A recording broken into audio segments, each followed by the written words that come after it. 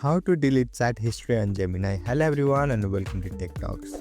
If you are looking forward to delete old chats on Gemini, we got you covered. So first thing first, open Google Gemini. If you don't have Google Gemini, you can open it via your browser. So once you open it, on top left hand side of your screen, you will find this hamburger icon, so tap on it. And here you will find all the chats that you have made with Gemini. You can even scroll down to find more chats. And now to delete the chat with Gemini, simply find the chat that you want to delete. Here let me delete this top chat. So simply hold on the chat for a few seconds.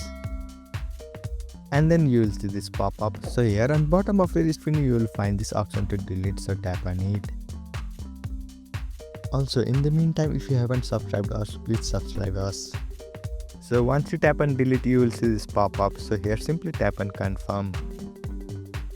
And there you go, the chat has been successfully deleted. If you want to delete more chats, simply follow the same step again and again. Hold on the chat for a few seconds, tap on delete and then tap on confirm. So this is how you can delete chats on Google Gemini. I hope you found this video helpful. Thank you for watching. Follow us for more helpful tutorials. Subscribe.